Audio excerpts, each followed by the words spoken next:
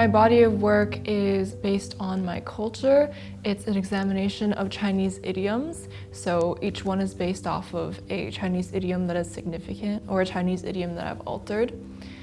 This is mainly because I believe Chinese idioms are very important in Chinese society and culture. Yeah. My work is a commentary on my context in very many ways. I am half Chinese, half Western, so half Canadian, and I have my Chinese side of the family. I've grown up in Beijing and I've lived here for all of my life. So I feel like all of my work is a way for me to get closer to my culture because I've lived in a Western bubble for most of my life. But also a main aim of my work is to bridge the gap between the two cultures, because that's sort of what I represent as a production of China and of the West. So with my work, I hope to bring a perspective of Chinese society and let people who are Western understand some of the nuances of Chinese society and Chinese values. So overall, it's just sort of a reflection of my cultural identity. This is my third artwork in my entire exhibition. It's called 长者能顶半边天, which directly translates to the elderly hold up the sky. It's adapted from CCC chairman Mao Zedong's one of his propaganda posters. On it, there's a phrase called 妇女能顶半边天, which is meant to talk about how women can hold up half the sky. So I changed this idiom. Some of my idioms have adaptations that I put myself to better fit the content. And this piece is basically about the demographics of China and the notion of filial piety in China and those values. So when creating this piece, I made this architectural blueprint that was based off of the population pyramid of China.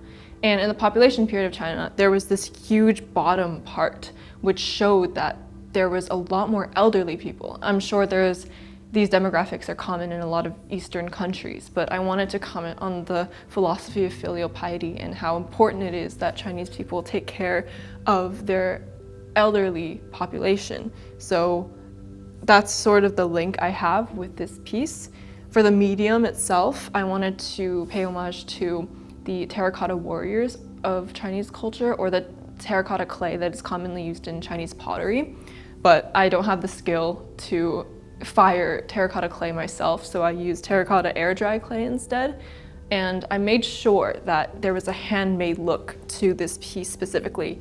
I crafted each piece using my own hands. I didn't use any sophisticated tools because I wanted it to look very traditional and very handmade, and that tied it back to the sort of traditional values, the values of taking care of the elderly. So for most of my work, my medium has some sort of connection to either Chinese culture, which is the overarching theme of my overall body of work, or the concept itself is transmitted through the message. For example, in terms of traditional Chinese mediums, my paper cut and my scroll paintings are all traditional Chinese mediums that I've attempted to connect back to that overarching theme. For concept-driven mediums, maybe the piece I'm currently working on faux leather, which is an exploration of the exploitation of labor for luxury, and my charcoal piece, which is about coal miners. So for me personally, medium plays a big part in bringing the viewer closer to the piece and being able to immerse them in the atmosphere of the piece and fully feel the concept, not just contextualize it and conceptualize it. It depends on the meaning of access the work for me. You don't need, in my opinion, you don't necessarily need a lot of knowledge of Chinese culture to access the work in your own way. For example, when I exhibited my work at 798 Gallery, a lot of people came to me and said that the coal miner piece was very impactful for them, even though they didn't truly understand my original meaning behind it. And they didn't understand a lot of Chinese culture. So it's that universal theme that I like to convey through my work: hardship, But of course, if you want to access the true meaning of my works, the idioms and the history and the significance in culture, you do need to know some aspects of Chinese culture before accessing my work. One of the idioms is 吃得苦中苦，方为人上人, and that's my charcoal piece, which it essentially translates to you need to go through hardship to come out as a better person. And it's a very, very popular Chinese idiom that has a lot of significance. Yeah. So this work is called 吃得苦中苦，方为人上人, which is a traditional Chinese idiom that talks about eating bitter. It literally translates to eating bitter to rise above. So it's kind of this very traditional Chinese element of grit and resilience and perseverance that is very prominent in working today, even with students and jobs and all of that. And I wanted to create a sort of metaphor with the imagery. So there's a pile of bitter melon sitting at the bottom of these miners' feet, and they're eating the bitter melon in their lunch boxes because a common cultural practice, I had to do it too when I was younger, when I'm sick, is to eat bitter melon, which is notoriously bitter and has a very acrid flavor when you're sick, to improve your health. So it's sort of this notion of eating bitter, literally eating bitter, to overcome perseverance and rise above. And the reason why I chose coal miners specifically for this piece was because of a lot of labor in the Cultural Revolution, and coal miners were very involved in that sort of work. Of course, there were a lot of different industrial workers that were worked literally to the bone during that period, but I wanted to pay homage to coal miners specifically, also because of the medium itself, which is charcoal. Overall, this piece is just a piece that I found is one of the most resonant in my entire body of work because of how the impression of hardship and impression of working hard just seeps through, even without knowing any of the details of the piece. So yes, this is 吃得苦中苦，方为人上人. I wouldn't say specifically that it's sophistication of technique, more so an abundance of detail. I think throughout my body of work, I've tried to take inspiration from old Chinese masters and old Chinese traditional artworks in that repetitiveness of technique and overabundance of detail. And through that, it's another way to convey the Chinese aspect of my works. I think also I like to draw attention to certain parts of the piece or certain details of the piece. And in that way, I'm able to convey a message more. For example, in my whale piece, I put a lot of detail in the whale specifically and not some of the other elements which remain more abstract. And I think this sort of drew attention to the whale as the sacrificial being in the piece. So through that, I hope to convey more meaning through an overabundance of detail. This piece is called 一鲸落，万物生, which directly translates to one whale falls, 10,000 creatures live. So it's directly inspired by the phenomenon of the whale fall, in which a whale falls to the bottom of the ocean and all the fish are able to feed off of it. Literal ecosystems thrive off of the whale because it's such a huge creature for decades. And I connected this concept immediately with Chinese values of sacrifice and martyrdom and this sort of altruism that we feel that we need to have in order to be able to transport to the next generation. There's the transmission of values there. So in this piece, I depicted a whale, just a whale fall, but with abstract elements. I tried to take from Chinese clouds that I saw in a lot of traditional Chinese watercolor paintings, and some abstract elements as well, like bubbles to have the sea. And I included some, although the details are very subtle, koi fish, carp, all fish that are symbolic of. That's sort of what I wanted to do to have that Chinese link to it. It's also on a scroll painting, which is another very traditional Chinese art form.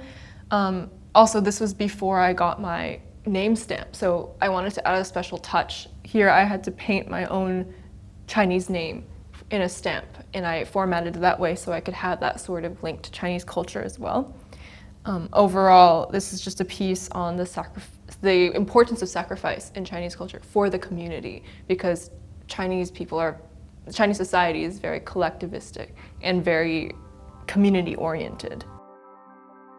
So for me, as an artist, this topic has always been difficult because from day one, I've always gravitated more towards visual beauty than transmission of meaning in my works.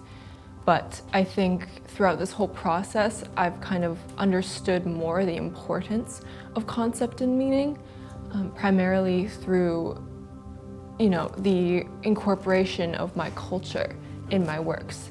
And it imbues it with a sense of meaning and allows me to create with a concept in mind and embellish all aspects of a piece and truly allow the audience to feel connected. So I think now that it's important to balance both for certain pieces, and of course it also depends on the audience. I'm someone who thinks that the beauty of art is sometimes in interpretation. So I think that they're important to varying degrees depending on the person and depending how they interpret the work. For me, I don't mind if people don't understand my original concepts, because if they feel drawn to the piece as it is and it helps them understand a part of themselves or helps them realize something, that's all I need. So I think both are important in different ways. This piece is called 是要三分读,是要三分统. That's 传统的统 for tradition. So the idiom directly translates to every remedy is comprised of 30% poison. Every remedy is comprised of 30% tradition.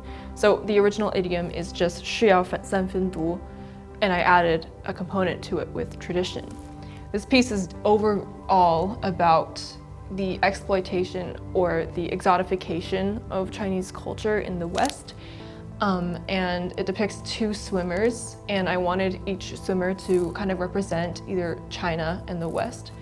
So this piece's inspiration actually comes from my observation of Western use of Chinese medicine, traditional Chinese medicine, or TCM, because there was a trend going on in the West on TikTok and social media sites about cupping therapy. And I would see celebrities like Gwyneth Paltrow and walk the red carpet with cupping marks on their back, and specifically in the pool, because there was this fad. And I thought it was interesting how such a traditional medicine technique, such an important part of traditional Chinese medicine, was seen as a fad in the West, as something temporary, as something a trend, have a trend. And this is very prevalent in today's world with the talk about 糖葫芦 on TikTok and no one really knowing where it comes from or what it's about. So I wanted to link it back to traditional Chinese medicine. Another aspect of the medium that I wanted to link back was obviously the scroll format, but also the fact that I used red pigment when creating this piece. And it was a homage to Chinese use of 朱砂, which is toxic mercury, that they felt like would help them with longevity and live longer. So it's that juxtaposition of the toxic and the healing that I have here with every single element. And last thing is that I felt like I wanted the two swimmers to kind of be in an ambiguous position. You don't know whether they're fighting or if they're embracing. So I wanted to have that sort of ambiguity and leave this piece open to interpretation of how the West and how China can work together instead of taking elements and destroying them or reinterpreting them in a way that is not traditional.